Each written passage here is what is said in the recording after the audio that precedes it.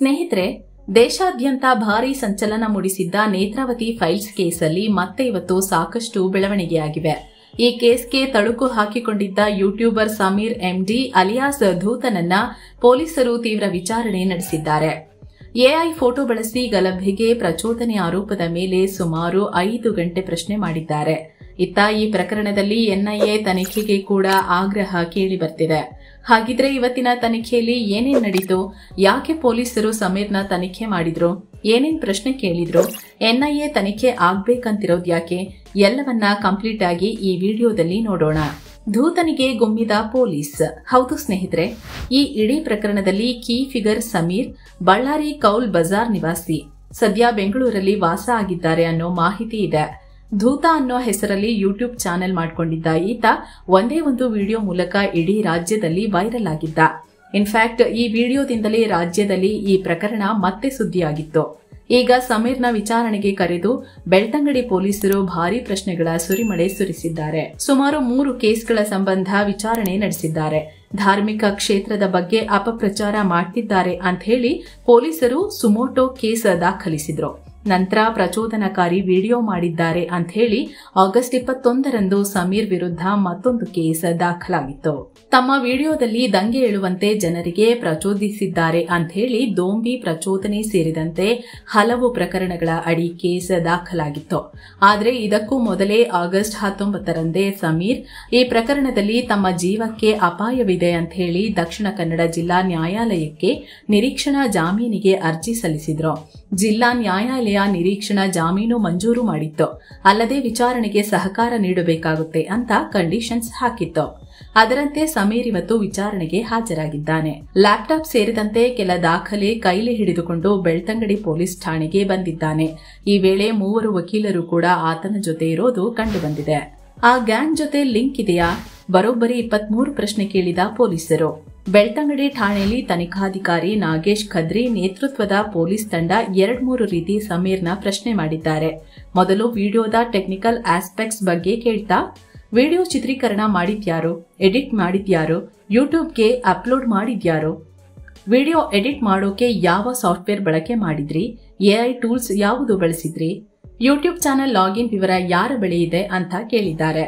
ನಂತರ ವಿಡಿಯೋ ಬಗ್ಗೆ ಕೇಳ್ತಾ, ವಿಡಿಯೋ ಮಾಡಿರೋ ಉದ್ದೇಶ ಏನು, ಈ ವಿಷಯದ ಬಗ್ಗೆ ವಿಡಿಯೋ ಮಾಡಲು ಪ್ರೇರೇಪಿಸಿದ್ಯಾರು, ಆ ವಿಡಿಯೋ ತಯಾರಿಕೆಯಲ್ಲಿ ಇನ್ಯಾರ್ಯಾರು ಭಾಗವಹಿಸಿದ್ದಾರೆ, ವಿಡಿಯೋದಲ್ಲಿನ ಸತ್ಯಾಸತ್ಯತೆ ಪರಿಶೀಲಿಸಿದ್ರಾ, ವಿಡಿಯೋದಲ್ಲಿನ ವಿಷಯಗಳ ಬಗ್ಗೆ ದಾಖಲೆ ಇದೆಯಾ, ಎಐ ಮೂಲಕ ನಕಲಿ ಚಿತ್ರ ವಿಡಿಯೋ ಸೇರಿಸಿದ್ರ ಉದ್ದೇಶ ಏನು, ವಿಡಿಯೋದಲ್ಲಿ ಹೇಳಿದ ವಿಚಾರಗಳ ಮೂಲ ಎಲ್ಲಿಂದ ಸಿಕ್ತು ಅಂತ ಸಿಕ್ಕಾಪಟ್ಟೆ ಪ್ರಶ್ನೆ ಮಾಡಿದ್ದಾರೆ.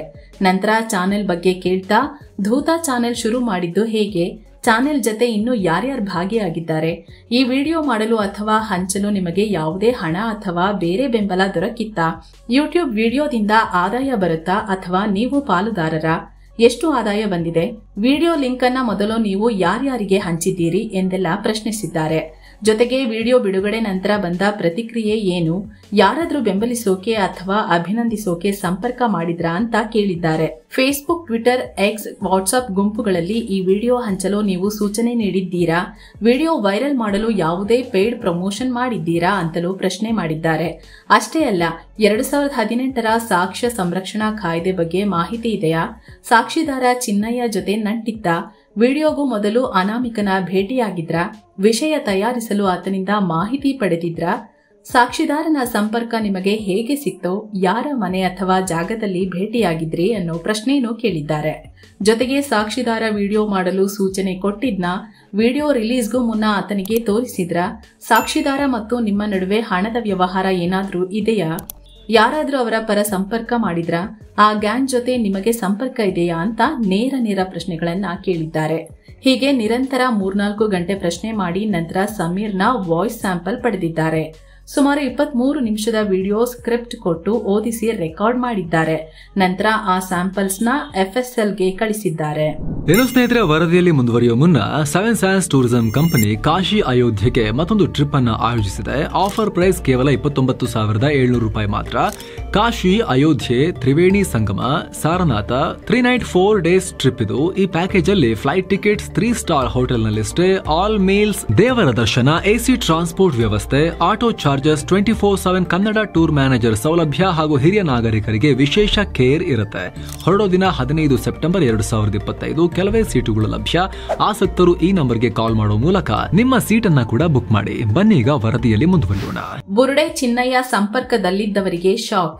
ಸದ್ಯ ಬೆಳ್ತಂಗಡಿ ಎಸ್ಐಟಿ ಕಚೇರಿಲಿರೋ ಚಿನ್ನಯ್ಯನನ್ನ ಕೂಡ ಎಸ್ಐಟಿ ಅಧಿಕಾರಿಗಳು ತೀವ್ರ ವಿಚಾರಣೆಗೊಳಪಡಿಸಿದ್ದಾರೆ. ಚಿನ್ನಯ್ಯ ಕೋರ್ಟ್ಗೆ ತೆಗೆದುಕೊಂಡು ಹೋಗಿದ್ದ ಮಾನವನ ತಲೆಬುರುಡೆ ಬಗ್ಗೆ ತನಿಖೆ ನಡೆಸಿದ್ದಾರೆ. ಬುರುಡೆ ಟೀಮ್ ಧಾರ್ಮಿಕ ಕ್ಷೇತ್ರದ ಒಂದು ನಿಗೂಢ ಜಾಗದಲ್ಲಿ ತಲೆಬುರುಡೆ ಹೂತು ಚಿನ್ನಯ್ಯಗೆ ಮಾಹಿತಿ ನೀಡಿತ್ತು. ಉತ್ಖನನದ ವೇಳೆ ಆ ಜಾಗ ತೋರಿಸುವ ಪ್ಲಾನ್ ಕೂಡ ಮಾಡಲಾಗಿತ್ತು ಅಂತ ತನಿಖೆಯಲ್ಲಿ ಹೇಳಿರೋದಾಗಿ ವರದಿಯಾಗಿದೆ. ಎಸ್ಐಟಿ ಅಧಿಕಾರಿಗಳು ಚಿನ್ನಯ್ಯನ ಮೊಬೈಲ್ಗಾಗಿ ಶೋಧ ನಡೆಸಿದ್ದಾರೆ. ಚಿನ್ನಯ್ಯ ನ್ಯಾಯಾಲಯಕ್ಕೆ ತಲೆಬುರುಡೆ ತೆಗೆದುಕೊಂಡು ಹೋದಾಗಲೇ ಈತನ ಮೊಬೈಲ್ನ ಬುರುಡೆ ಟೀಮ್ ಪಡೆದುಕೊಂಡಿತ್ತು. ಅಂದಿನಿಂದ ಇಲ್ಲಿವರೆಗೂ ಚಿನ್ನಯ್ಯ ಬಳಿ ವಕೀಲರಿಗೆ ಮಾತ್ರ ಮಾತನಾಡಲು ಅವಕಾಶ ಇತ್ತು. ಎಸ್ಐಟಿ ವಿಚಾರಣೆ ವೇಳೆ ಆರೋಪಿ ಚಿನ್ನಯ್ಯ ತನ್ನ ಬಳಿ ಮೊಬೈಲ್ ಇಲ್ಲ ಅಂತ ಹೇಳಿಕೊಂಡಿದ್ದ. ಆದರೆ ಚಿನ್ನಯ್ಯನ ಬಳಿ ಮೊಬೈಲ್ ಇತ್ತು. ಸದ್ಯ ಆ ಮೊಬೈಲ್ ಬುರುಡೆ ಗ್ಯಾಂಗ್ನ ಬಳಿಯೇ ಇದೆ ಅಂತ ಎಸ್ಐಟಿ ಅಧಿಕಾರಿಗಳಿಗೆ ಗೊತ್ತಾಗಿದೆ. ಹೀಗಾಗಿ ಮೊಬೈಲ್ ವಶಕ್ಕೆ ಪಡೆಯೋಕೆ ನಿರ್ಧರಿಸಿದ್ದಾರೆ. ಅಲ್ಲದೆ ಚಿನ್ನಯ್ಯನ 2 ವರ್ಷದ ಮೊಬೈಲ್ ಸಿಡಿಆರ್ ಸಂಗ್ರಹ ಮಾಡಿದ್ದಾರೆ. ಯಾರ್ಯಾರ ಜತೆ ಮಾತನಾಡಿದ್ದ ಅನ್ನೋ ಮಾಹಿತಿ ಪಡೆದಿದ್ದಾರೆ. 2 ವರ್ಷದ ಟ್ರಾವೆಲ್ ಹಿಸ್ಟರಿ ಕೂಡ ಸಂಗ್ರಹಿಸಿದ್ದಾರೆ. ಚಿನ್ನಯ್ಯ ಎಲ್ಲೆಲ್ಲಿ ಕೆಲಸ ಮಾಡಿದ್ದ ಅಂತನೂ ಪತ್ತೆ ಹಚ್ಚಿದ್ದಾರೆ. ಬ್ಯಾಂಕ್ ಅಕೌಂಟ್ಗಳ ಬಗ್ಗೆ ಕೂಡ ಪರಿಶೀಲನೆ ಮಾಡುತ್ತಿದ್ದಾರೆ. ಎನ್ಐಎ ತನಿಖೆಗೆ ಆಗ್ರಹ. ಇನ್ನು ಈ ಕೇಸ್ನಲ್ಲಿ ಧಾರ್ಮಿಕ ಸ್ಥಳ ಗುರಿಯಾಗಿಸಿಕೊಂಡು ಅಭಿಯಾನ ನಡೆದಿದೆ.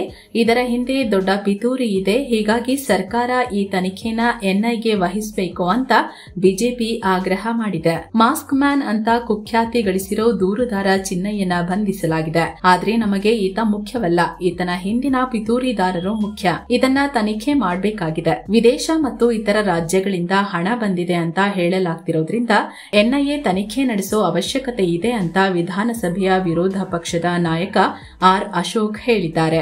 ಮಾಜಿ ಸಂಸದ ಪ್ರತಾಪ್ ಸಿಂಹ ಕೂಡ ಧಾರ್ಮಿಕ ಕ್ಷೇತ್ರದ ವಿರುದ್ಧ ಅಪಪ್ರಚಾರ, ವ್ಯವಸ್ಥಿತ ಪಿತೂರಿ ಇವೆಲ್ಲ ಧಾರ್ಮಿಕ ಕ್ಷೇತ್ರಕ್ಕೆ ಕಳಂಕ ಅಂಟಿಸುವ ಕೆಲಸ ಅನ್ನೋದು ಸ್ಪಷ್ಟ. ಈ ಪ್ರಕರಣದಲ್ಲಿ ಕೇರಳದ ಕಮ್ಯುನಿಸ್ಟ್ ಪಾರ್ಟಿ ಎಸ್ಡಿಪಿಐ ಧ್ವನಿ ಎತ್ತಿವೆ. ಎಸ್ಐಟಿ ತನಿಖೆಯಿಂದ ಇದರ ಸತ್ಯ ಬಯಲಾಗಲ್ಲ. ಇದಕ್ಕೆ ರಾಷ್ಟ್ರೀಯ ತನಿಖಾ ದಳದಿಂದ ತನಿಖೆ ಆಗಬೇಕು. ಮಾಸ್ಕ್ ಮ್ಯಾನ್, ಸುಜಾತಾ ಭಟ್ ಇವರೆಲ್ಲರ ನಿಜಬಣ್ಣ ಸಮಾಜದ ಎದುರು ಬಯಲಾಗಿದೆ. ಈ ಪ್ರಕರಣದಲ್ಲಿ ಎಸ್ಡಿಪಿಐ ಕೈವಾಡ ಇರೋದ್ರಿಂದ ಎಸ್ಡಿಪಿಐಗೂ ಧರ್ಮಸ್ಥಳಕ್ಕೂ ಏನು ಸಂಬಂಧ ಅಂತ ಬಯಲಾಗಬೇಕಿದೆ. ಹೀಗಾಗಿ ರಾಷ್ಟ್ರೀಯ ತನಿಖಾ ದಳಕ್ಕೆ ಈ ಕೇಸ್ನ ಸರ್ಕಾರ ವರ್ಗಾಯಿಸಬೇಕು ಅಂದಿದ್ದಾರೆ. ಈ ಸಂಬಂಧ ಹಲವಾರು ಬಿಜೆಪಿ ಸಂಸದರು ಕೇಂದ್ರ ಸರ್ಕಾರಕ್ಕೆ ಪತ್ರ ಕೂಡ ಬರೆದಿದ್ದಾರೆ. ಹೀಗಾಗಿ ಮುಂದಿನ ದಿನಗಳಲ್ಲಿ ಈ ಪ್ರಕರಣ ಮತ್ಯಾವ ತಿರುವು ಪಡೆದುಕೊಳ್ಳುತ್ತೆ ಅಂತ ಕಾದು ನೋಡಬೇಕಿದೆ.